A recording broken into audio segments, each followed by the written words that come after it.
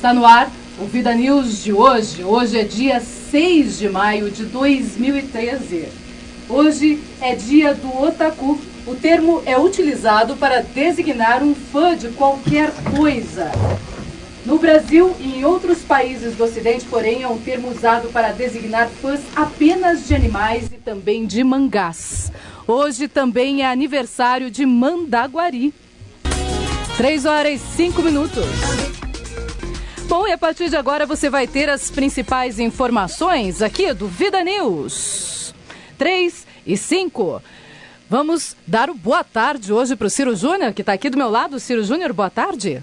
Boa tarde, Lu, como que tá? Bem, graças a Deus, e você? Bem, sofreu muito ontem? Ontem foi desastroso, né? Comecei sofrendo, depois dei uma aliviada, começou a ficar bom o jogo, o Atletiba, mas de repente o meu sonho de ganhar acabou. O Arthur Bernardes aconteceu. Ele fez presença no jogo e mudou completamente a cara do Atletiba. Os dois, né? Os dois técnicos, apesar dos dois erraram muito, ainda foi um bom jogo. Foi um bom jogo, acabou dando certo, as pessoas que assistiram gostaram do que viram, mas infelizmente empate. O empate leva para a próxima partida e o Coritiba tem vantagem e poderá sagrar-se campeão se empatar. Infelizmente pro torcedor atleticano, os coxas saíram comemorando do empate. Sem dúvida nenhuma, o Léo, que hoje infelizmente não está operando a mesa, está em casa sofrendo lá também, mas está mais aliviado do que os atleticanos, sem dúvida nenhuma, porque o empate vai garanti-lo e a segunda partida é no Couto Pereira. Exatamente, são franco favoritos agora. São, sem dúvida nenhuma. E vamos agora às manchetes do dia, Ciro? Vamos lá. Vamos lá, vamos ouvir então as principais manchetes. Maurício Rivabem não é mais secretário de Viação e Obras de Campo Largo. Tem novidades em Campo Largo, Glauco Silveira trazendo então as novidades que nós vamos verificar, vamos ver em Campo Largo, e não só ali mudança de secretariado, mas também parece que muita coisa nova vai acontecer no município, aqui na Grande Curitiba. E um funcionário do Instituto Médico Legal da cidade foi afastado do serviço. A suspeita é que ele tenha envolvimento com roubo de pertences pessoais dos cadáveres, Ciro, olha só. O processo de investigação e que terminou em afastamento teria começado após um roubo a uma vítima encaminhada no Instituto Médico Legal, que possui parentesco com o juiz da capital. A suspeita de que pelo menos outras 2 pessoas possuem envolvimento nesse esquema. A Secretaria de Segurança Pública do Paraná se manifestou apenas através de nota. Quer dizer, então, que ele trabalha no ML e roubava os pertences dos cadáveres. Exatamente isso. E não teria sido descoberto se ele não tivesse roubado exatamente de um parente de juiz. Dá para entender uma coisa dessa? É incrível, né? A gente morre e não vê tudo, né? Não, a gente não vê tudo mesmo. Quando você pensa que você já viu todo tipo de maracutaia, você sempre acaba conhecendo mais novamente, um tipo. E olha, em nota, a Secretaria de Estado de Segurança Pública confirmou que o funcionário foi realmente afastado temporariamente por problemas disciplinares. No entanto, não disse qual seria a conduta irregular que foi praticada por ele. Se a gente faz uma coisa dessas no nosso trabalho, na rádio, em qualquer lugar, é mandado embora por justa causa. Não sei lógico, uma pessoa como essa precisaria, com certeza, ser mandada embora por justa causa, ainda mais verificando o tamanho da gravidade do que ele fazia. Exatamente, não fazia pouco, não. Furto, é um 55, não dá nada. Ainda mais o cara já morreu, não precisa. Puxa vida, não é assim que um funcionário público tem que pensar, né, Ciro? Incrível, impressionante. Incrível. Vamos agora à manchete nacional de Rogério Taíde. É com você, Rogério. E a Força Nacional Paramilitar do PT. Daqui a pouquinho a gente vai entender mais essa manchete do Rogério Ataíde, ele que traz informações sobre uma nova forma que a Dilma Rousseff resolveu trazer para Forças Armadas. Vamos saber daqui a pouquinho qual é essa maneira diferente de se posicionar. E o governador Beto Richa vai sancionar nesta segunda-feira a lei que isenta do imposto sobre circulação de mercadorias o óleo diesel usado no transporte coletivo. A medida foi aprovada por unanimidade pela Assembleia Legislativa e vai beneficiar cerca de 5 milhões de paranaenses em 21 cidades do estado. A medida atende municípios com mais de 140 mil habitantes e o impacto na tarifa pode chegar próximo a 6 centavos, segundo o governo do estado. Bom, essa já é uma discussão antiga, bem antiga, e vamos ver se agora a gente tem pelo menos um pouco minimizado. Mas só isso não vai adiantar. A região metropolitana precisa de subsídio. Vamos ver como é que vai ficar a história do subsídio. Vamos agora à manchete de Londrina. Ciro Novaes. Pela Vida News, 92.9 FM. Ciro Novaes. Uma boa tarde, ouvintes Luciana Pombo e grande equipe do Vida News. Hoje nosso tema, calado é poeta. Me aguardem. Pode deixar que eu aguardo, viu, Ciro Novaes? E de Ciro Novaes agora a manchete vem de Ciro Júnior, manchete do esporte, Ciro. Com a igualdade do Atletiba de ontem, Coritiba precisa de apenas um empate para assegurar o tetracampeonato paranaense. E com estas e outras informações, o Vida News já está no ar. Eu peço desculpas já se eu tiver algum erro aqui de mesa. Você vai com certeza tirar um desconto, porque eu não estou muito acostumada, não. Faz tempo que eu não faço mesmo. Um grande abraço para você que está nos ouvindo, que está nos acompanhando através da internet ou também pela 92,9 FM. Neste momento, 3h10 e já estamos no ar. Vida News. Tempo e temperatura.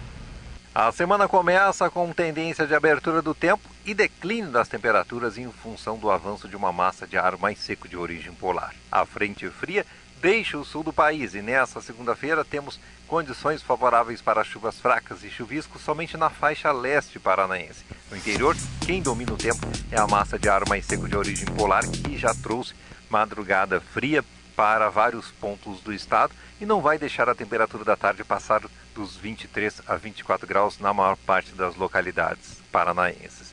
No finalzinho da tarde e noite, essa temperatura volta a cair e a próxima madrugada deve ser novamente fria. Chega até 3 graus positivos na região de Palmas, 7 graus na região de Palotina, 10 graus em Londrina e a capital ainda tem muita nebulosidade, umidade e a mínima não deve baixar dos 11 graus na terça-feira, mas cai mais a partir da quarta-feira, quando devemos ter frio em praticamente todas as regiões do estado, até mesmo risco para a formação de geadas nas localidades mais altas ao sul do estado.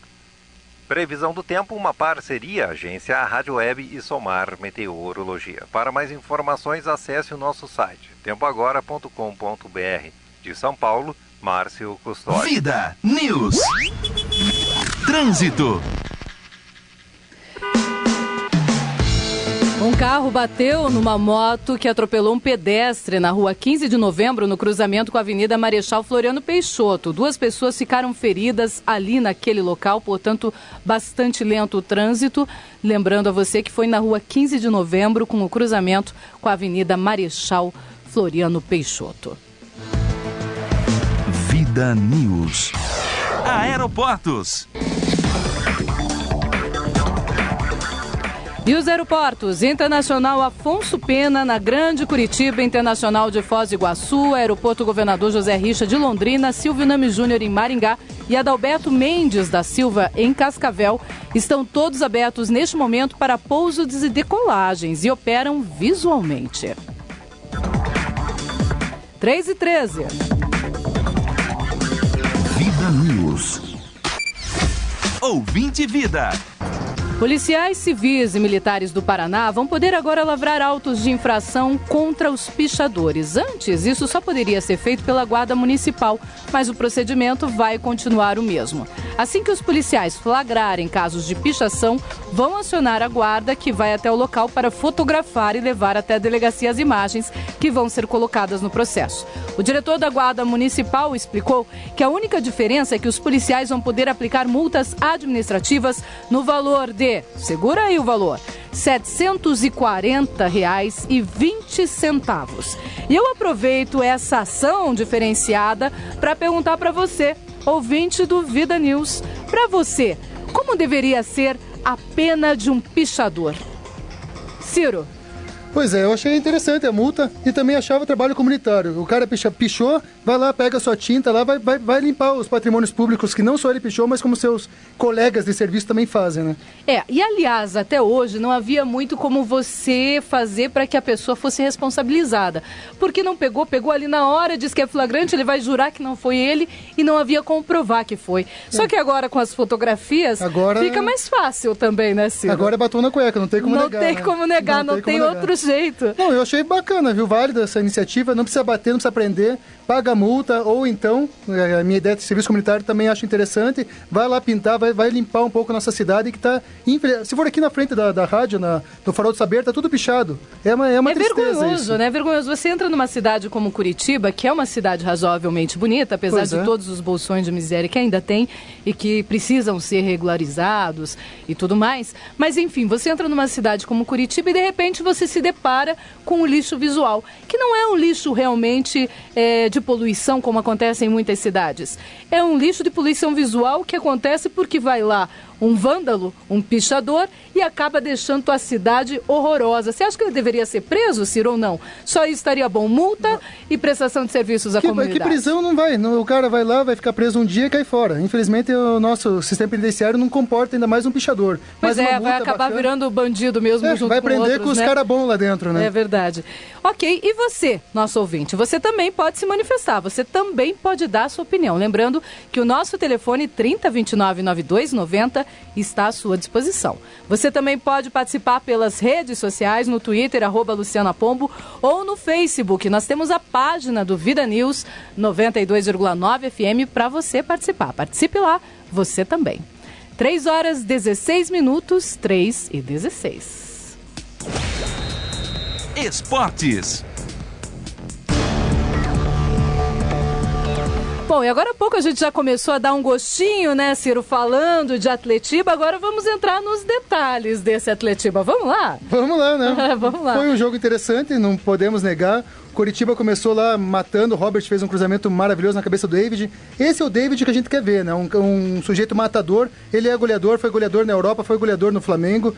E aqui no Curitiba tá faltando o David fazer gol. Foi bem no ano passado no Campeonato Brasileiro, mas no Campeonato Paranaense ainda tá apagado, teve lesão, é verdade. Mas agora, no importante, na final já fez um gol, tá ajudando o Curitiba a levar até o tetracampeonato, né? Pode dizer. Todo mundo falava do Alex, que o Alex iria matar o jogo, que ia ser o bicho-papão do Atlético Paranaense. O bicho-papão pintou ou não pintou? O Zezinho marcou ele e, nossa, foi implacável. O Zezinho é um baita jogador, jovem ainda, mas não deixou o Alex tocar na bola. E quando o Alex tocou, foi na cara do goleiro Santos, o Santos lá pegou a bola licitamente, tirou do Alex ali, foi uma defesaça. O Alex não foi nem sombra do que ele sabe jogar, o que pode jogar. E, inclusive, depois de uma entrevista da RPC, ele confirmou mesmo que não jogou nada, né? Mas já pensou, né, um jogador como ele, um excelente jogador, não, sem dúvida nenhuma, um excelente jogador, que era a saída, digamos assim, para muita gente. Ele e o Rafinha são os grandes nomes hoje do Curitiba. Bem. O Rafinha jogou muito bem, sem dúvida nenhuma. E no fim ele não apareceu tanto. Claro que foi porque ele foi bem marcado, lógico. Foi. Assim como o Douglas Coutinho no Atlético Paranaense também não teve muita saída. Mas aí também eu culpo também o Arthur Bernardes no posicionamento do Douglas Coutinho. Quem viu o jogo, lá que estava no estádio, viu pela televisão, o Douglas Coutinho estava preso no lado esquerdo do campo. Ele é goleador, ele é matador, ele tem que ficar dentro da área. E o coitado do Douglas Coutinho tinha que cortar para dentro e chutar de fora da área. E o goleiro do Curitiba lá o Vanderlei fez duas defesaças ainda de chutes de fora da área do Douglas Coutinho. Ou seja, infelizmente o Douglas Coutinho não pôde jogar na posição que ele sabe, que é de dentro da área, de centroavante e goleador mesmo. Quer dizer, teve que ficar ali numa posição improvisada e não conseguindo render como deveria render. Tem coisas no Arthur Bernardes que a gente não entende, né? Por exemplo, assim, como que me tira o Atlético ganhando 2-1, ganhando o jogo lá, precisando da vitória, precisando até talvez de mais um gol para ir mais tranquilo pro Couto Pereira, me tira o Crislan, tudo bem, o Crislan teve um problema na panturrilha e me põe o zagueiro no lugar dele. Pô, já que tirou o Crislan lá, que teve que sair, põe o Guilherme no lugar. Mas a impressão que dá foi que ele resolveu mesmo segurar o jogo. Não, ele quis segurar, ele viu que é aquele técnico covarde, né? Viu que tá ganhando 2-1, me põe todo mundo pra trás, tinha 4 zagueiros, Luciana, sem contar os laterais no Atlético Paranaense no final do jogo. Ele quis segurar o 2-1 achando que tá bom demais e toda vez que eu vejo... Tava bom demais, precisava de uma vitória para poder ir com vantagem. Se tiver algum ouvinte que me fale que já ouviu alguma vez o técnico fazer isso dar certo, um dia eu quero ver um técnico covarde ganhando o jogo numa final de campeonato e me joga tudo para trás para segurar o resultado, faltando 15 minutos para acabar o jogo. 10 minutos que o Atlético fez o segundo gol, 35 do segundo tempo. Né? Não tem cabimento. E outra coisa, o Crislan estava muito bem, se machucou, é verdade, põe o Guilherme lá, ia dar mais correria ainda, que o Guilherme entrar com 19 anos, novinho. Poderia até sair um gol, de repente. Provavelmente poderia ser que a zaga do Curitiba, infelizmente, é fraquíssima. O Escudeiro é fraco, entrou no segundo tempo, o Patrick, que saiu, que fez aquele golaço contra, né? Infelizmente, o Leandro Almeida joga sozinho na zaga do Curitiba, né? Essa é a verdade. E o Vanderlei, que é um baita goleiro. A força do Curitiba é o meio com o Alex pra frente. É Alex, Rafinha e David. Essa é a força do Curitiba. Geraldo entrou muito bem, mas o Geraldo não é aquele jogador dos sonhos do Curitiba, né? Tanto que é reserva. Pro brasileiro, nem o branco deve ficar com a volta do Lincoln e tal. E o Lincoln é outro que não jogou nada ontem, né? Entrou no lugar do Alex, entrou há pouco tempo. É verdade, ele ficou pouquíssimo tempo ali. Mas também desfilou em campo, né? Desfilou em campo, como o Alex também não... Aí que tá a diferença do craque. O Alex é craque, mas o craque tem obrigação de sair da marcação. Tinha uma marcação individual sobre ele, tem que sair. O Rafinha tinha a marcação do Léo. O Rafinha é pra direita, o Léo é pra direita. O Rafinha é pra esquerda, o Léo é pra esquerda. Mas o Rafinha se sobressaiu várias vezes sobre o Léo. E o Rafinha demonstrou muito mais vontade ontem que o próprio Alex. Olha lá, o Rogério Ataíde diz o seguinte: se o Atlético não for campeão esse ano, o Coxa será tetra. Legal, né? Ou tem outros resultados? Lógico que não, Rogério, é uma coisa ou outra mesmo. E ele diz o seguinte: esperar o quê do Geraldo? Ele deu um bicudão e fez um gol sem querer até, diz ele. Não foi sem querer, ele deu o bicudão porque o zagueiro estava no carrinho. Ele teve que chegar antes da bola que o zagueiro atleticano. Por isso que ele deu o bicudão e foi feliz, não? Foi muito feliz. Acabou sendo felicíssimo. Foi ele e a torcida do Curitiba. O Glauco diz o seguinte: escudeiro é da Caveira, precisa jogar domingo. Ele também tem brincadeirinha que ele e o Patrick, a zaga dos sonhos do atleticano, né? Não no Atlético, obviamente, assim, né? No Curitiba. No Curitiba pro domingo que vem. Exatamente. Sem dúvida nenhuma. Agora, como é que você viu no final? Ou seja, o resultado não foi positivo. Pro Atlético. E a gente tem, lógico, pro Atlético Paranaense, positivíssimo para o Curitiba, e a próxima partida é no Couto Pereira. Os meninos do Sub-23, tem psicológico para um Couto Pereira?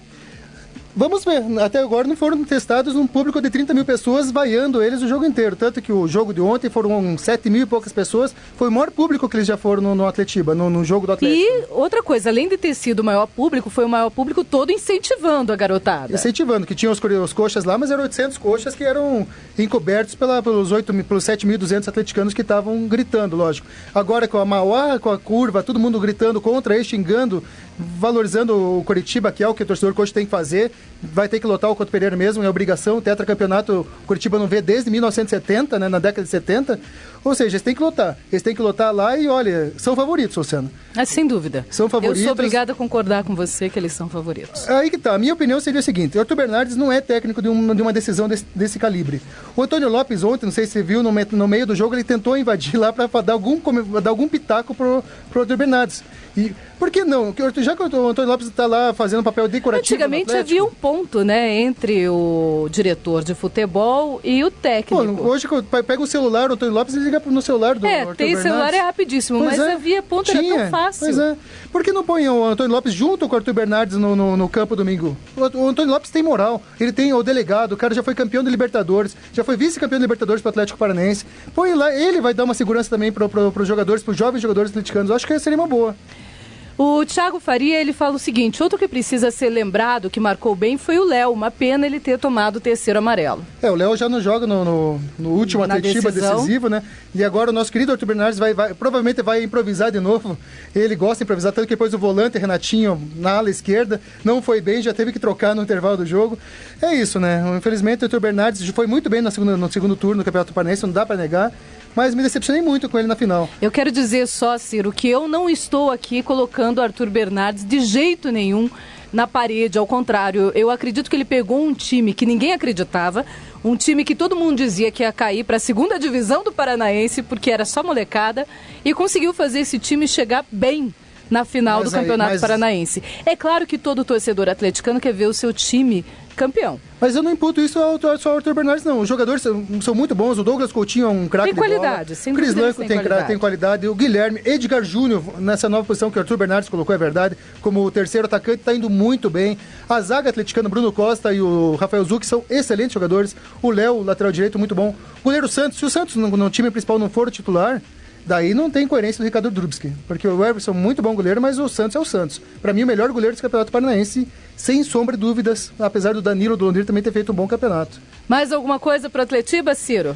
O Atletiba é isso, Luciano. Agora vamos ver como vai ser. O Marial queria falar do Marquinhos Santos também, o técnico do Curitiba, que também fez ele também tenta afundar o Curitiba. Aliás, o Léo aqui sempre falou que ele não sabia o que o Marquinhos Santos ainda fazia no Coxa. Não, nem o Léo, acho que nem 90% do torcedor Coxa Branca. O Marquinhos Santos, infelizmente, não tem o nível, o tarimba para dirigir um Curitiba. Ele tem que ir lá fazer um estágio no Londrina, no Toledo, para ter uma qualidade maior para um dia poder dirigir um Curitiba, um Atlético Paranaense ou um Paraná Clube.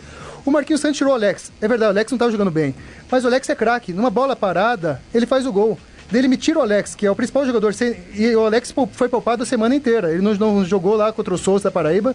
Ficou a semana inteira só treinando para um jogo. Duvido que ele não aguentava 90 minutos.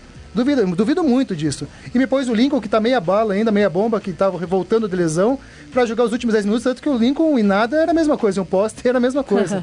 Então, acho que os dois técnicos erraram muito nesse Atletiba, e vamos torcer para esse Atletiba domingo, que a paz vença, né? Que mais um torcedor foi baleado ontem. Infelizmente, isso é lamentável. Não dá para entender como as pessoas acabam misturando, ou seja, não são apaixonadas. Não são. São loucas. Não, eles são bandido mesmo, né?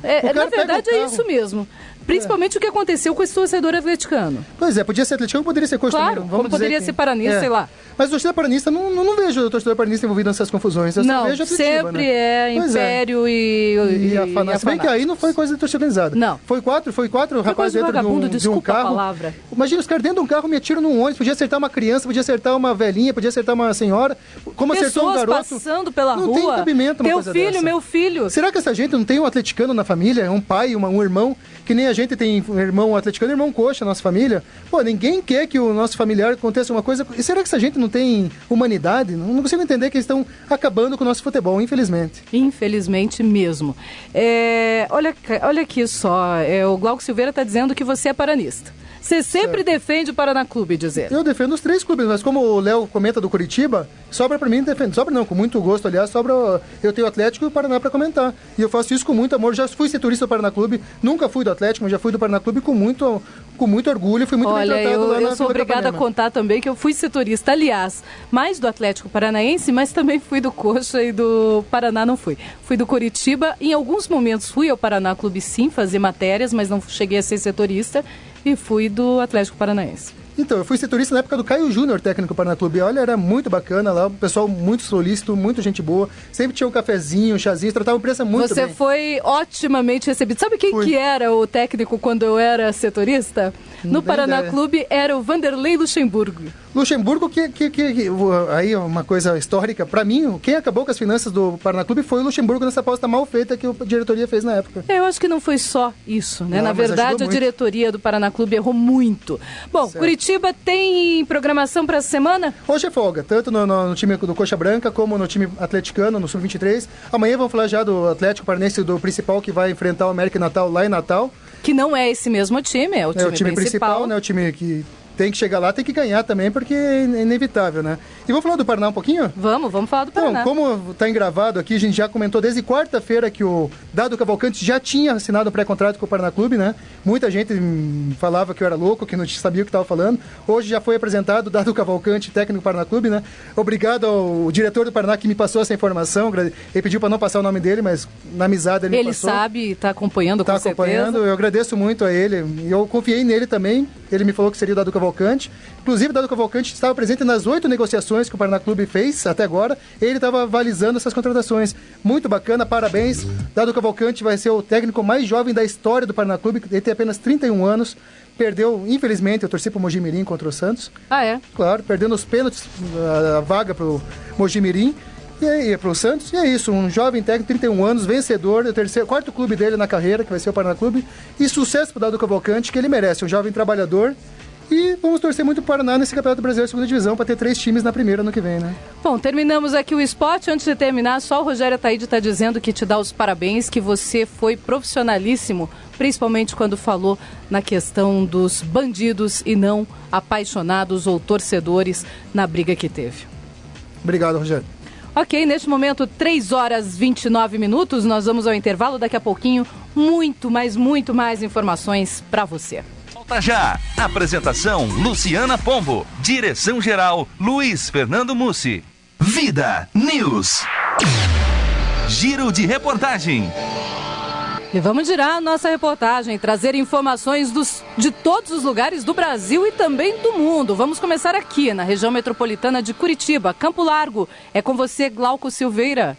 Boa tarde, ouvintes do Vida News. Boa tarde, Luciana. Boa tarde, a grande equipe. No final desta sexta, caiu como uma bomba na cidade de Campo Largo a exoneração do secretário de Viação e Obras, Maurício Rivabem. Maurício é o segundo secretário que cai em 5 meses de governo de Afonso Portugal Guimarães. O primeiro foi o Dr. Edilson Stroparo, que ocupava o cargo na Secretaria da Saúde, que se afastou da pasta alegando problemas na sua própria saúde, logo após um mal-estar criado entre a secretaria e os vereadores da cidade, no suposto caso da expulsão da vereadora do seu gabinete. O caso de Maurício Rivabem ainda não teve um motivo oficial. Especulam-se vários motivos, entre eles um possível superfaturamento em licitações na secretaria, até uma briga política entre o prefeito e o ex-secretário. O que ocorre nas conversas nas praças de Campo Largo é que o prefeito Afonso Portugal Guimarães gostaria de consolidar a carreira política de seu filho, Alexandre, secretário de governo. Porém, Alexandre é proibido por lei a tentar suceder o pai na prefeitura em 2016. Logo, só sobrou para ele disputar um cargo de deputado em 2014. E Maurício Rivabem já teria acertado apoiar a candidatura do Afonso a prefeito com a promessa de que Afonso apoiaria de volta numa candidatura a deputado estadual. Com a demissão, Rivabem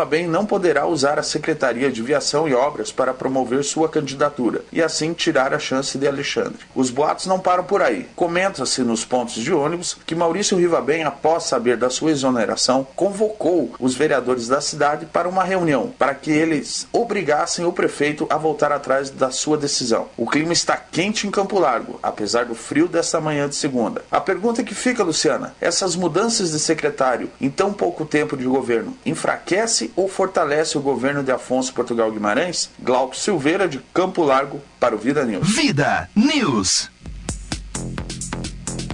Olha, Glauco, eu não acredito que enfraqueça o governo dele, não. Mas também não fortalece. Ou seja, se você quer, de alguma forma, que o teu município cresça, você tem que trabalhar com pessoas competentes. Mas se você verifica no meio do caminho que uma ou outra pessoa não está servindo do jeito que você imaginou, da forma como você queria, é claro que o melhor é substituí-la do que ter problemas mais tarde. Eu não sei. Pode ser que o prefeito tenha sido levado a realmente afastar esses secretários porque teve problemas técnicos. Como também pode ser problema de saúde, como aconteceu anteriormente. Aliás, segundo Glauco Silveira, estão gritando por ali, por Campo Largo, que Stroparo se afastou por problemas reumáticos e que não teriam sido problemas políticos, Ciro. É bem isso, Luciano. O secretário de Saúde saiu por problemas de saúde mesmo. De saúde mesmo, confirmado então. Foi confirmado, pelo menos da boca do ex-secretário. Você conversou com ele? Conversei com ele mesmo, ele falou que não podia dar entrevista ao vivo pra gente, mas era problema de saúde mesmo. E aí que tá, se esse secretário que foi sair do Rivabem foi exonerado por licitações fraudulentas, fez muito bem o prefeito. Sem dúvida nenhuma. E aí ele se fortalece, que não vai admitir roubo, bandalheira na sua gestão. Vamos ver se é isso mesmo, o que aconteceu. Temos que falar com o Rivabem também sobre o caso, não só com o prefeito Afonso. Vamos ver exatamente o que está acontecendo em Campo Largo, que lá está uma bagunça, Luciano. Lá está bem agitado o mundo político lá. Está agitado, mas o prefeito ainda está em início de mandato, pode conseguir consertar e consertar bem, mas vai depender dele e da sua equipe. É o início do seu 4º mandato já, né? É verdade, mas de qualquer forma é um novo mandato. Exatamente. É verdade que ele já passou lá por várias vezes. Aliás, isso acontece muito em todo o estado do Paraná, principalmente em cidades pequenas, né, principalmente Ciro? Em regiões pequenas, lá sempre tem um grupo político, uma família, um núcleo, que comandam e mandam na cidade por anos e anos. Em Arapongas, por exemplo, que também fica no norte do Paraná, a situação é bem parecida também. São duas famílias. Ora uma família, que é a família Graça, que está no poder, ora a família Pugliese, essa mesma, do deputado Valdir Pugliese, que está no poder. E eles ficam se alternando lá no poder. Sempre ou uma ou outra família, às vezes 2 vezes uma, 3 vezes a outra, como eles vão, né? Que muita gente que acompanha a novela pensa que isso é coisa de novela, né? Não é. Famílias que disputam nas cidades do interior, nas cidades pequenas, e é bem exatamente isso, famílias mesmo, os núcleos que mandam e brigam entre si, às vezes até com morte, assassinato, essas coisas, né? Bom, neste momento, 3h37, eu estou perguntando para você, ouvinte do Vida News, o que você pensa sobre um pichador? Como deveria ser a pena de um pichador? Participe com a gente pelo nosso telefone, é o 3029-9290, ou então pelas redes sociais. Participando pela rede social, Orlando Ozoski diz o seguinte: deixa ele ser pintado todo de spray no pichador. Depois faz uma lavagem toda e pinta os prédios. É assim que um pichador deveria ser penalizado, diz o Orlando Ozoski. Já o Tarso Cabral Violim diz o seguinte: precisam ser feitos trabalhos, serviços comunitários, é a opinião do Tarso Cabral Violim. O Ricardo Faria diz que a limpeza de 10 vezes o espaço sujo por ele. Dessa forma, seria muito mais eficiente, diz o Ricardo Faria. Outras participações aqui também pela internet, o Roger Regis de Araújo diz o seguinte: prender e mandar fazer trabalhos comunitários do tipo carpir mato, pintar, mas isso sendo vigiado por policial. E o Rick Paranissa diz: limpar com a língua a pichação, depois pedir para o próprio comprar a tinta com o seu dinheiro. E proveniente de trabalho, dinheiro proveniente de trabalho, sim. E repintar, diz ele, o muro da forma como estava antes. Mas isso só funcionaria num país sério, não no Brasil, diz o Rick Paranista. Pois é, foi bem sacada do Rick, é claro que é uma brincadeira dele, é lógico. Eu acho que mexer no bolso, geralmente esses pichadores são filhinhos de papai. São filhinhos de papai que não trabalham, que deveriam estudar em vez de fazer isso. Por multa, essas R$700 de multa é legal que vai sair do bolso dos pais deles. É verdade, e normalmente quando mexe no bolso, parece que o povo começa a aprender. Exatamente, por isso que hoje em dia todo mundo usa cinto de segurança, porque todo mundo diminui no radar. É multa, infelizmente, ou felizmente a multa manda, né? O bolso manda. Bom, Ciro, algumas notas aqui que eu preciso ler. O Glauco Silveira já trouxe aqui uma outra informação. Ele diz o seguinte: em nota, a Prefeitura de Campo Largo disse que o Estroparo, o secretário, saiu porque perdeu a confiança nele. O prefeito teria perdido a confiança no secretário. Então, eles estão meio querendo dizer que alguma coisa de errado o secretário fez para perder a confiança. Pois é, e de repente o secretário diz que foi problema de saúde. Tá bem confusa a situação, né? Tá muito confusa. Prefeito, eu acho assim, Ciro, a gente vai tentar trazer o prefeito para falar com a gente. Eu tô com o telefone no celular dele aqui, mas estava desligado. Estava desligado. Vamos continuar tentando, porque assim, é importante que eles esclareçam. A gente não quer fazer fofoca, ao contrário. Só faz fofoca quem não tem informação. A gente quer ter informação para poder trazer para você, ouvinte do Vida News. 3h40. Vamos agora até Pontal do Paraná trazer as informações de José Augusto Rodrigues. José Augusto, boa tarde.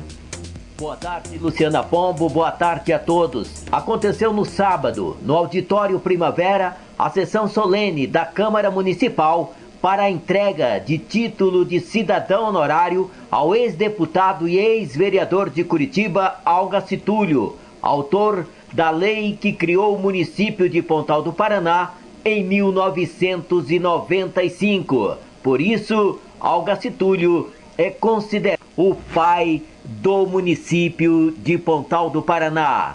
Familiares do saudoso ex-presidente da Assembleia Legislativa, Aníbal Cury, receberam a justa homenagem em memória. Outras lideranças políticas do município, consideradas soldadas da emancipação política e administrativa de Pontal do Paraná, compareceram ao evento.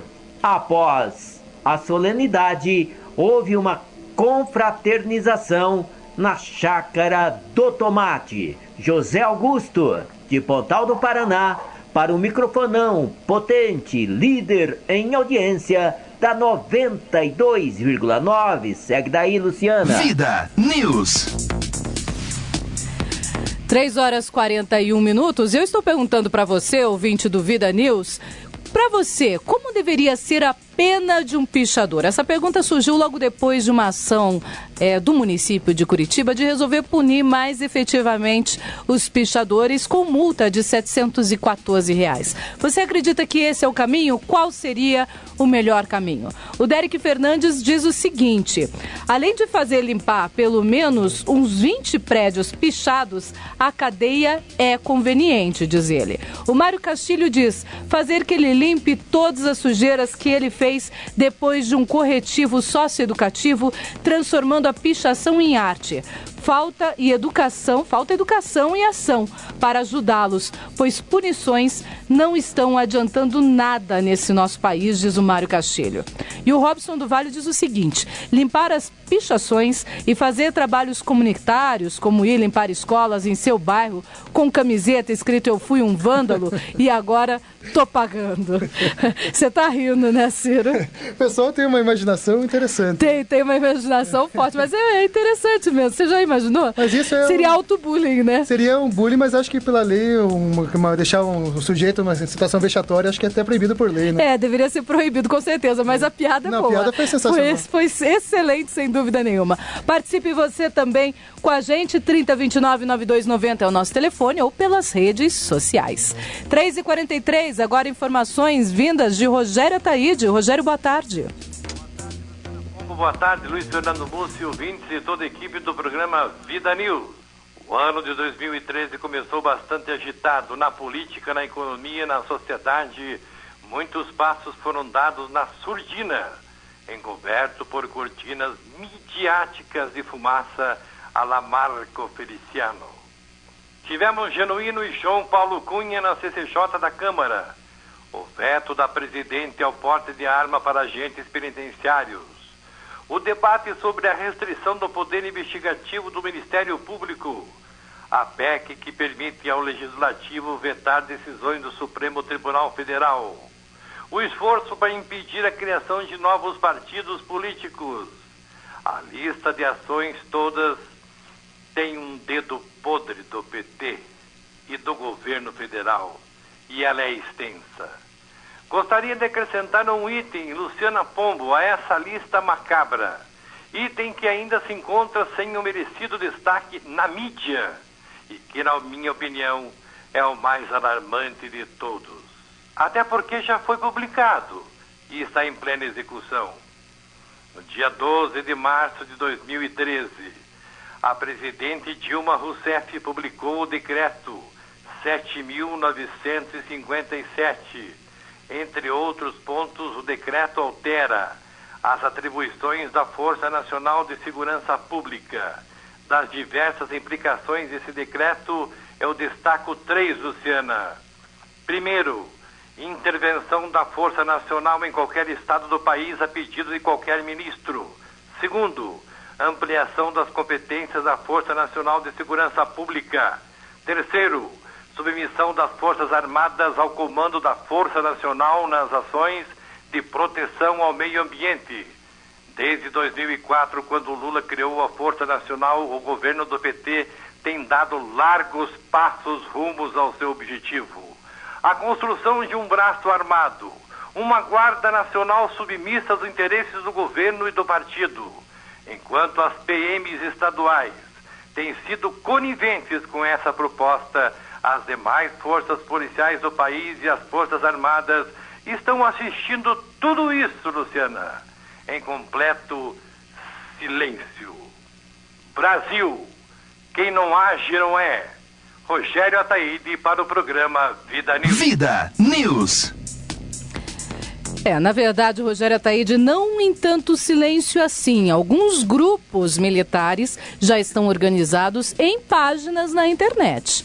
Aliás, muitas dessas páginas eu já estou fazendo parte porque me colocaram, não que eu pedi para entrar, mas me colocaram por ser neta de coronel da Polícia Militar e ex-comandante da Polícia Militar. Mas, de qualquer forma, eles não estão tão em silêncio assim.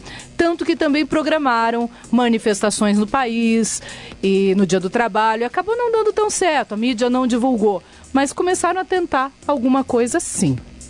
3h46 e hoje eu estou perguntando para você como deveria ser a pena de um pichador, ouvinte do Vida News. Tenho várias participações aqui, eu vou ler mais algumas. A Arlete Zilli diz o seguinte: comprar a tinta e pintar tudo o que fez. Eu só não vou ler a palavra que ela escreveu aqui, porque senão vão me dar um puxão de orelha, viu, Arlete? Um grande abraço.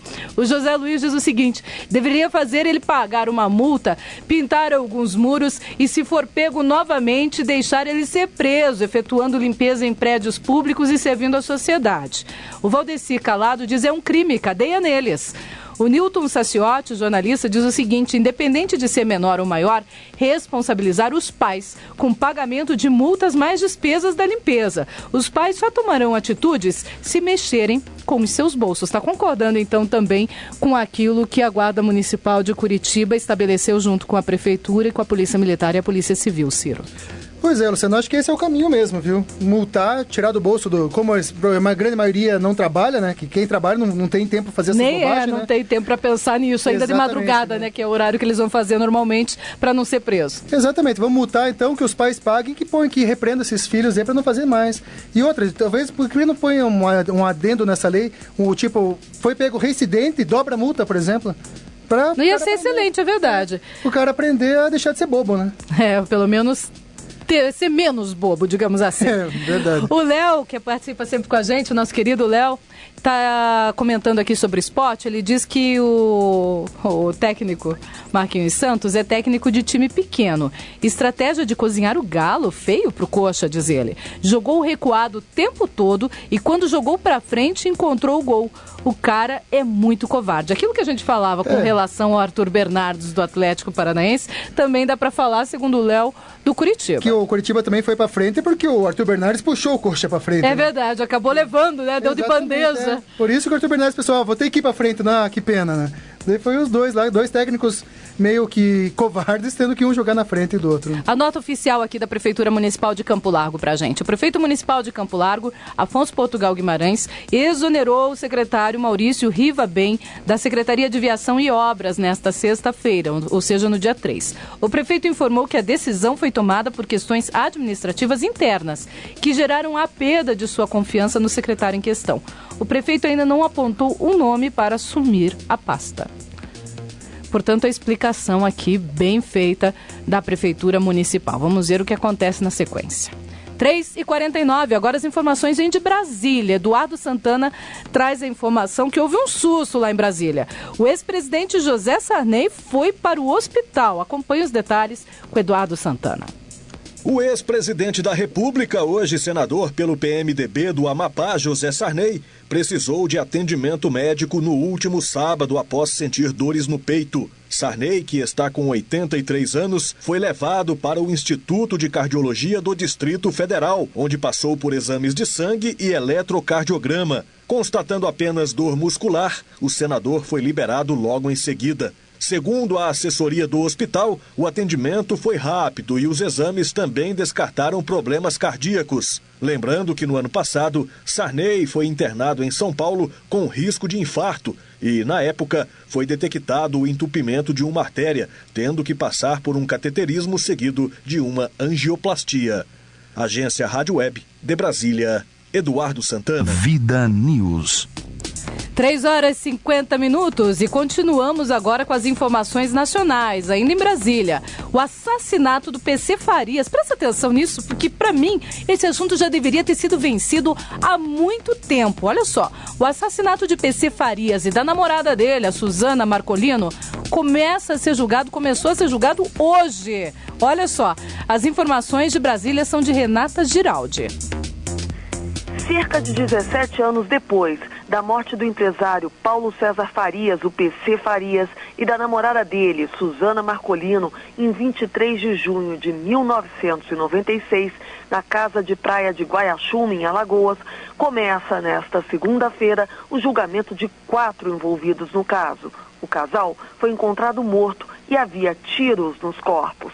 Na ocasião, os peritos concluíram que o crime foi passional, mas há controvérsia sobre essa interpretação.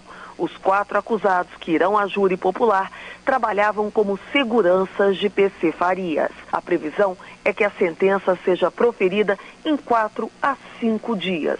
Uma das previsões é que o juiz Maurício Breda, da 8ª Vara Criminal, profira a sentença no dia 10. A primeira sentença de pronúncia do caso foi em 2002, segundo a assessoria do tribunal. A expectativa é que o julgamento nos próximos dias comece por volta das 9 horas e siga até as 8 horas da noite. No total, vão ser ouvidas mais de 25 testemunhas, entre acusação e defesa. Tesoureiro do ex-presidente Fernando Collor de Mello desde 1989, PC Farias era apontado como um dos principais assessores do governo. Ele foi denunciado por sonegação fiscal, falsidade ideológica e enriquecimento ilícito. A morte do empresário e da namorada gerou uma série de versões, inclusive que ela o matou e, em seguida, cometeu suicídio, mas os parentes e amigos de PC Farias sempre rebateram essa versão. O promotor do caso é Marcos Louzinho e o advogado de defesa é José Fragoso Cavalcante. De Brasília, Renata Giraldi. Vida News. Bom, 17 anos, hein, Ciro? Pois é, eu tava comentando com você fora do ar, parece que foi tão pouco tempo atrás, já faz 17 anos, hein? Faz 17 anos, Nossa. É tempo, muito tempo, e infelizmente a justiça esperou tudo isso para começar a julgar hoje. É que tem muitas... É que quando tem advogado bom, os caras vão segurando, vão postergando, vai pra cá, vai pra lá, e leva tudo... Não é pra levar todo esse tempo, mas é uma coisa muito estranha, no mínimo, né? E cá entre nós, até a morte do PC Farias, da forma como foi, já foi estranha. Toda a história era muito estranha. Pois é, né? E parece que ninguém tinha interesse realmente de saber o que aconteceu ali. Mas não tinha mesmo, né? Só não, a não imprensa tinha. Tava batendo na época, que eu lembro. Tentou saber alguma coisa, mas não conseguiu. A justiça, na época, parece que tava meio lenta, né? Pra não falar outra coisa. Tava todo mundo cego com a ideia de que eles haviam se matado ali, né? Era uma coisa de louco. Muito estranho, né? Muito estranho. Ninguém ouviu os tiros. Aliás, ele era a principal pessoa-chave contra o então presidente Fernando Collor de Mello. Foi morreu assim de uma forma estranha e teria sido a namorada, e ele matou a namorada. Foi uma coisa assim, crime passional. A ideia na época que a namorada matou o PC e depois se matou, né? Que coisa linda. Que coisa, né? Estranho, não podemos julgar que não estávamos lá, mas é no mínimo muito estranho. Muito estranho, sem dúvida Espero nenhuma. que agora, pelo menos, elucidem esse caso agora, mesmo todo esse tempo, pra gente ficar sabendo o que aconteceu nos bastidores do poder há tanto tempo atrás, né? Agora, é tão difícil você produzir provas depois que passa tanto tempo? Mas existem peritos criminalísticos que podem ver poderiam ter feito, principalmente onde que tá o sangue ali, né? que estava aqui, espirrou pra onde, espirrou pra lá, espirrou pra... Se tivesse boa vontade, teriam rapidinho descoberto isso. O Ciro Novaes está dizendo o seguinte, Ciro Júnior está saindo muito bem na reserva do Léo, mostra a qualidade da equipe Vida News. Ele não conta, né? Ele não conta? Você acha que não? Não tá valendo esse elogio? Não, ele é suspeito. Ah, mas o do Rogério Ataíde valeu. Não, o Rogério é a diretoria também. E hoje eu estou perguntando para você, ouvinte do Vida News, com relação aos pichadores. Que tipo de punição você acredita que eles deveriam receber? O ciclista ao vivo, ele arriscou aqui no Twitter dizendo o seguinte: como eu não faço, acho que tem que fazer doer no bolso, sim.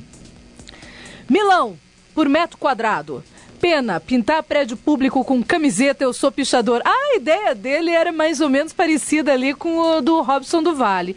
E ele continuou dizendo: constrangimento público não pode, mas pichar o patrimônio do povo pode? Tem algo errado aí. Tanto não pode que vão ser multados, né? Não podem mesmo, né? Não pode, mas eles não podem, não, viu, ciclista? Eles realmente não podem pichar, tá certíssimo você. Agora, sou pichador, eu até acho que dá, viu? Sou pichador, eu não sei se isso é constrangimento público. Até valeria, viu? Pois é, porque esses pichadores então não vão se especializar, viram grafiteiros. Tem gente que até ganha muito dinheiro como grafiteiro e fazem coisas muito bonitas. E fazem coisas lindas e legais. E não são remunerados e vivem ilegais. disso. Vivem disso. É verdade. Neste momento, 3h56, vamos agora a mais informações nacionais e internacionais. A informação agora vem de Porto Alegre, com Tatiane de Souza. Ela traz informações sobre um processo do cantor Roberto Carlos contra Venezuela, contra o país. Vamos acompanhar? É com você, Tatiane de Souza.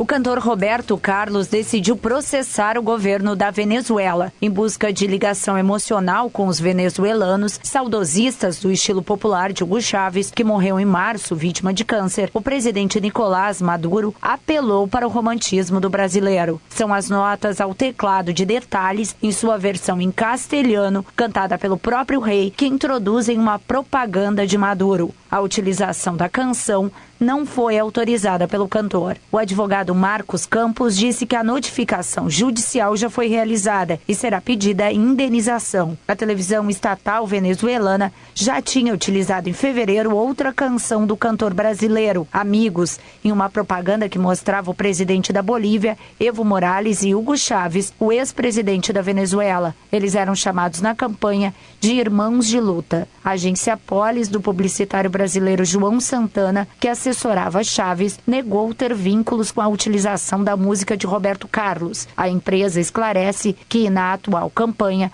só participou da criação de um vídeo de apoio do ex-presidente Luiz Inácio Lula da Silva a Maduro. Da agência Rádio Web de Porto Alegre, Tatiane de Souza. Vida News.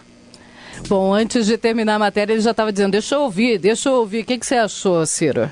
Pois é, eu acho que o rei Roberto Carlos está puramente certo aí. Usaram a sua música, o seu trabalho de forma indevida e sem reembolsar o autor pelos seus direitos, que seriam os direitos do quem fez a música, no caso, né? Direitos autorais, que é garantido por lei.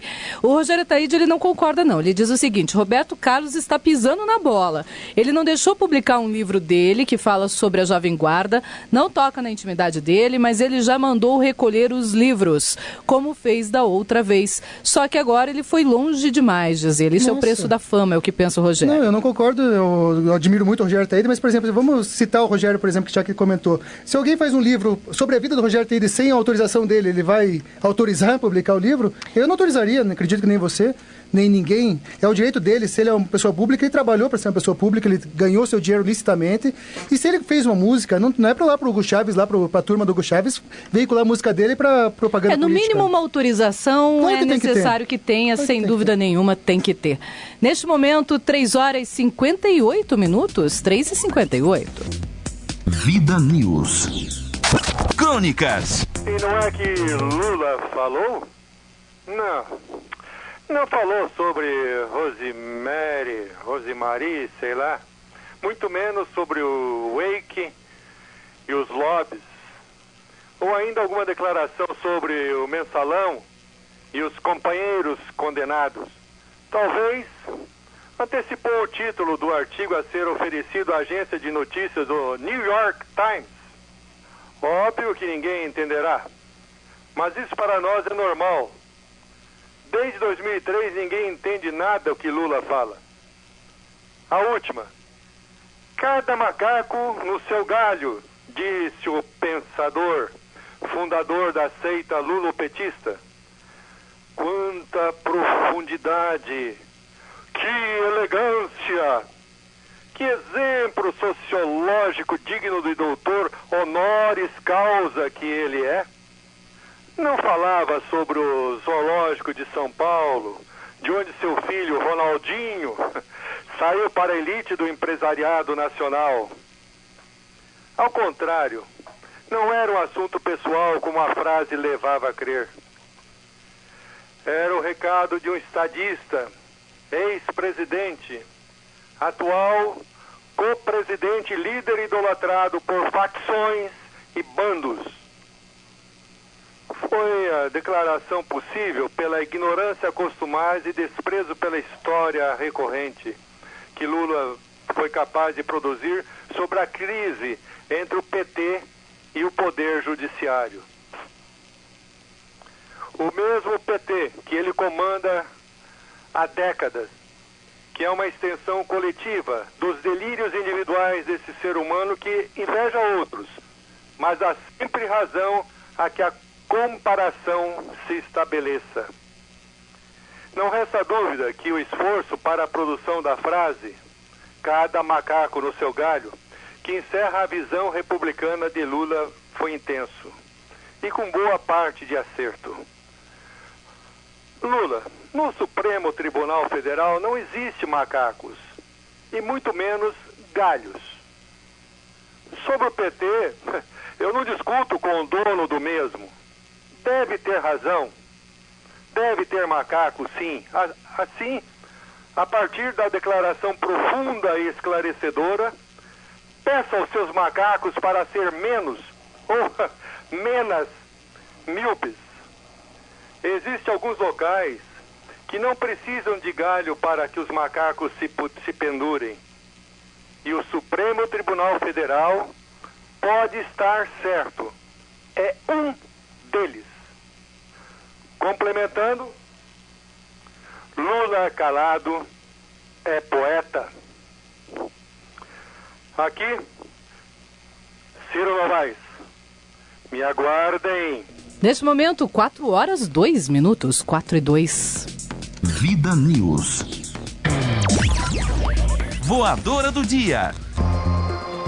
Bem, a voadora hoje, Ciro Júnior, eu vou, claro, passar no funcionário do Instituto Médico Legal, funcionário exemplar esse, funcionário de ouro. Funcionário que todo mundo quer ter na sua empresa, né? Todo mundo quer ter. Imagina você tendo um funcionário na sua empresa que vai esperar alguém virar as costas, por exemplo, para ele subtrair alguma coisa dessa pessoa. No caso, ele não esperou virar as costas, ele esperou, entre aspas, bater as botas mesmo, né? Para fazer uma brincadeirinha aqui no ar. Cara, é um humor negro, mas infelizmente é verdade. Como que pode? Às vezes o falecido ia lá ser enterrado com o relógio da família, com a sua aliança da família, ele ia lá e roubava todos esses mimos, itens. Né? Esses itens que a família tem, que queriam que fosse enterrado com ele. Isso não tem cabimento, é uma sordidez. Para um servidor público é pior ainda. Eu já vi casos de ladrões de cemitérios, Ciro. Ah, também já vi. Mas um ladrão dentro do próprio IML, do Instituto Médico Legal, que é o responsável para pegar todo mundo ali. Ele tem que...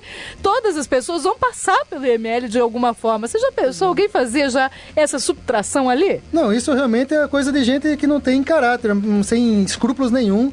Eu fico imaginando o cara ali pegando, tirando, roubando uma aliança do morto ali, não tem cabimento. E não tem nenhum sentimento para fazer isso, né? Como é que pode? Tem gente que só pensa em si mesmo, infelizmente. Não deve ter mais absolutamente nada no seu coração. Eu posso fazer um comentário da sua voadora? Pode. Está sendo muito comentado a voadora do dia da Luciana Pombo no blog da Rede Mercosul. Olha que bom! No teu blog todo dia tem o voador do dia com a Luciana Pombo, né? Que na redemercosul.blogspot.com.br. Isso, se você quiser saber mais detalhes ali no Voadora por escrito na Rede Mercosul, no blog da Rede Mercosul, eu sempre coloco os detalhes. Acaba o programa, você põe no ar lá. Parabéns, muito legal que tu administra essa página. Ontem teve mais de 100 visualizações só entrando direto, né? Sem contar os que entram no blog inteiro. Só os que entraram só para ver a tua voadora teve mais de 100, parabéns. Olha só, muito obrigada, Ciro. Lembrando então, qual que é o blog? É redemercosul.blogspot.com.br. Lá tem todas as notícias do dia, além da voadora do dia, as crônicas Ciro Novaes, do Rogério Taíde, tem bastante coisa bem legal. Quem não foi lá ainda, é bom sempre você ler as notícias, porque o que a gente traz aqui são as notícias em primeira mão, mas o programa tem 1 hora e pouquinho sempre, ou seja, sempre tem algo mais. Infelizmente não tem um programa 24 horas por dia. Infelizmente, é verdade, Ciro, é verdade. 4 horas e 5 minutos, 4 e 5. Eu só vou fazer aqui uma denúncia, eu não vou dizer quem passou, mas é uma denúncia séria que a gente está checando.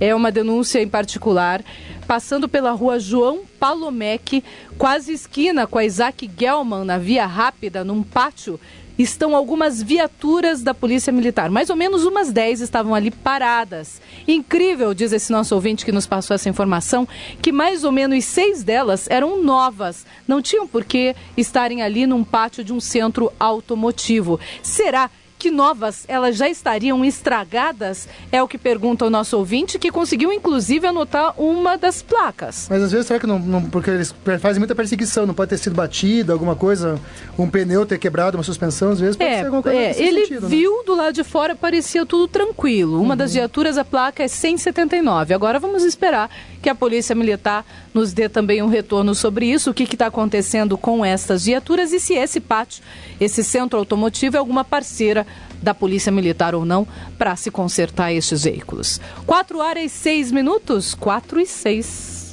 News. Crônicas.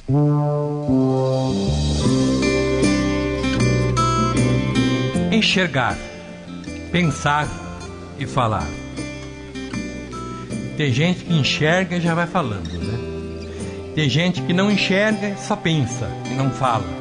E uns só falam e não pensam. Então nós temos que ter uma organização.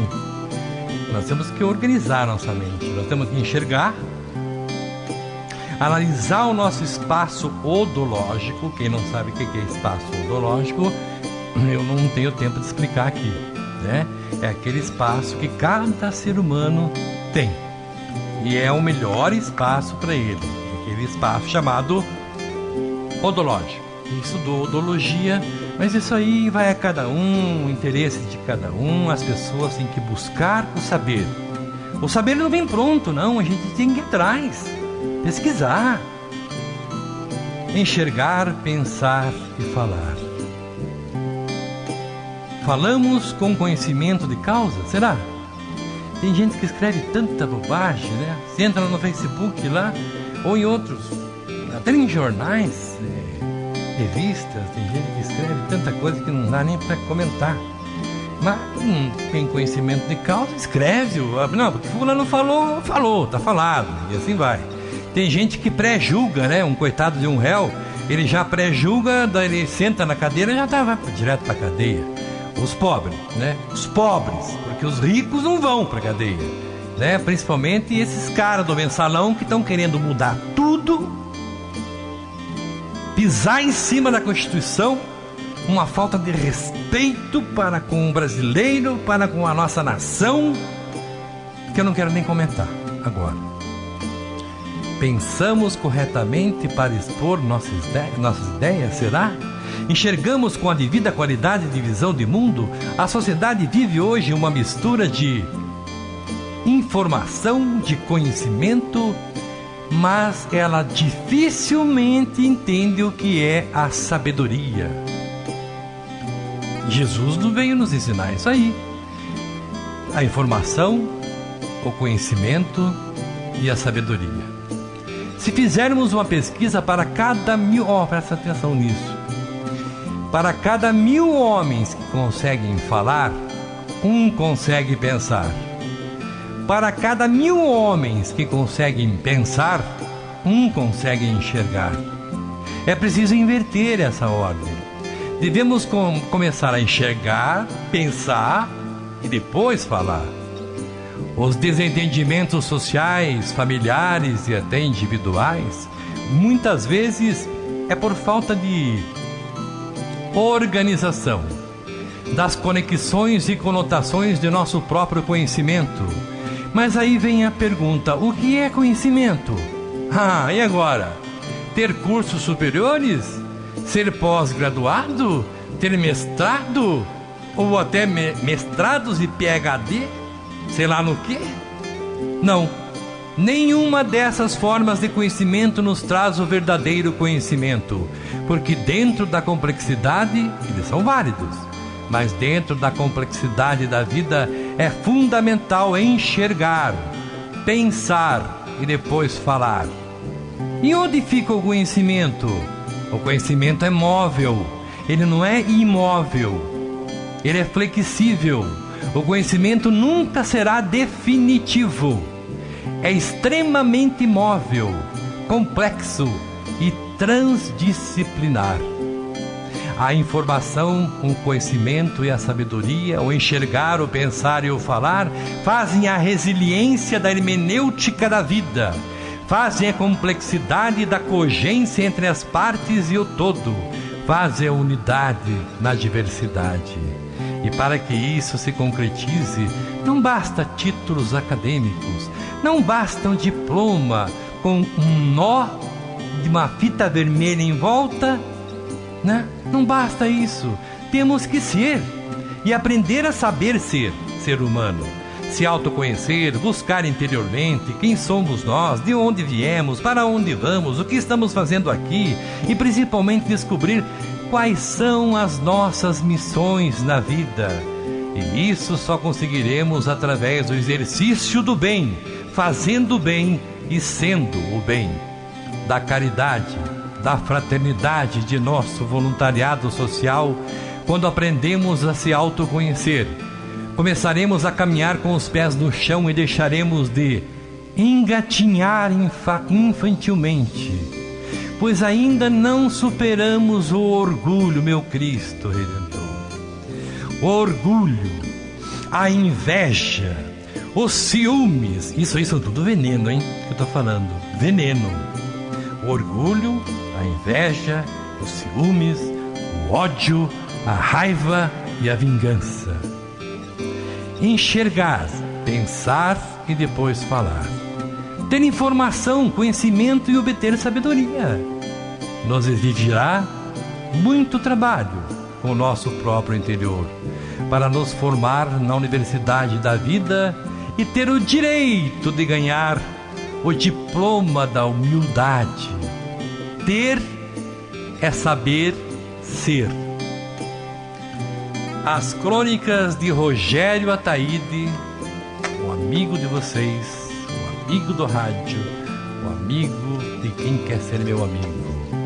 Tem uma frase que um grande mestre disse: Trate os seus amigos com muito amor e os seus inimigos com justiça.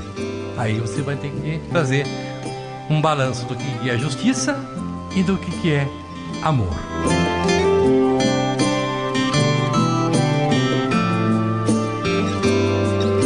As crônicas de Rogério Ataíde lutando por um mundo melhor poderão ser encontradas no redemercosul.blogspot.com.br. Esta crônica de hoje, de agora, daqui a pouquinho já está lá, hein? Já está lá no redemercosul.blogspot.com.br e também nos meus outros blogs, que é o rogerio.taide.zip.net e rogerio-taide.blogspot.com.br. É tanto blogspot, né? É mais fácil entrar lá no Rede Mercosul, já acha, e do lado tem uma foto lá do Rogério, se clica em cima que já acha um monte de crônica também, né?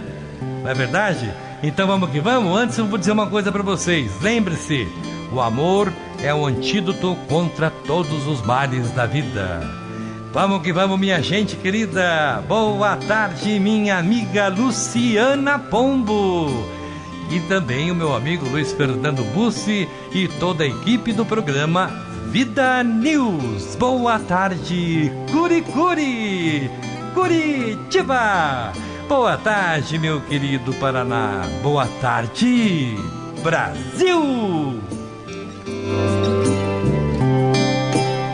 Vida News.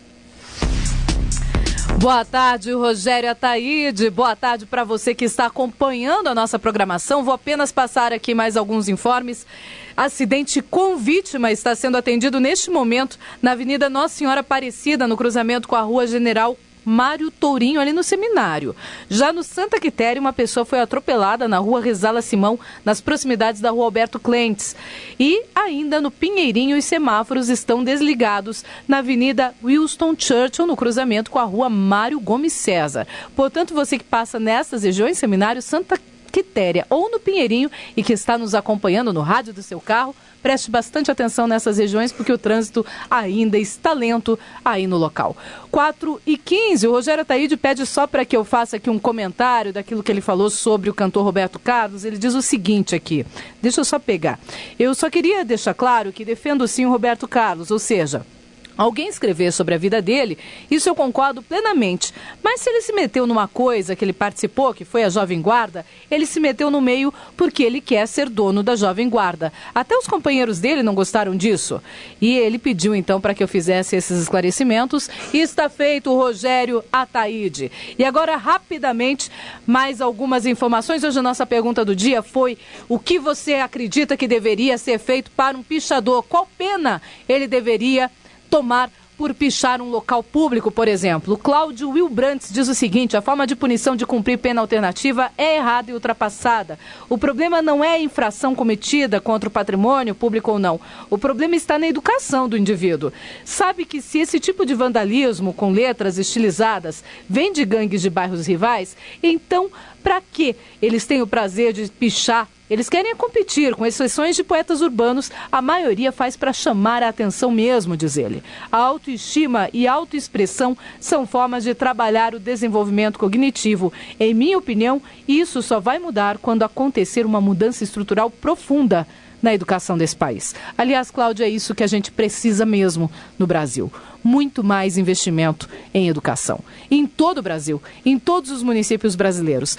Tanto do governo federal quanto dos governos estaduais e principalmente dos seus prefeitos. Os prefeitos que comecem com isso já na base, nas suas cidades, em cada um dos municípios brasileiros. Quem sabe a gente vai ter um Brasil bem diferente daqui a muito pouco tempo. E rapidamente, mais uma participação. A Raquel Fernandes diz que ela acredita que tinha que dar um banho de tinta a óleo da cabeça aos pés nesse tipo de pichador, hein, Ciro? Ela ainda comentou ali, e pelado. E pelado, ela diz, é verdade. Ela fez o comentário, sim. Fez o comentário ali, e é isso aí. Obrigado pela participação. Hoje teve muito ouvinte participando, bem legal isso. Vamos lá.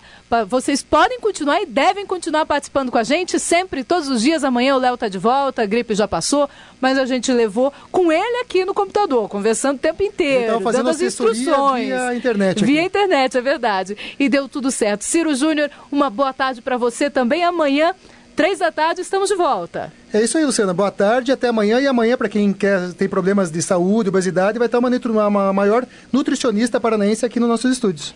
Opa, vamos saber então sobre nutrição. Nutrição esportiva ou nutrição em geral? Em geral, em dietas, essas dietas milagrosas, mágicas, nutrição esportiva também. Ela é fantástica, ganhou alguns prêmios, algumas notas assim meritosas sobre a sua profissão no ramo de nutrição. Olha só, portanto, você que quer saber um pouco mais, já pode enviar também suas perguntas para a gente. Facebook, Twitter, o e-mail luciana@redemercosul.com.br estão todos à sua disposição. Uma boa tarde para você que acompanhou até agora o Vida News e até amanhã, se Deus quiser. Você ouviu Vida News. De volta amanhã, 15h.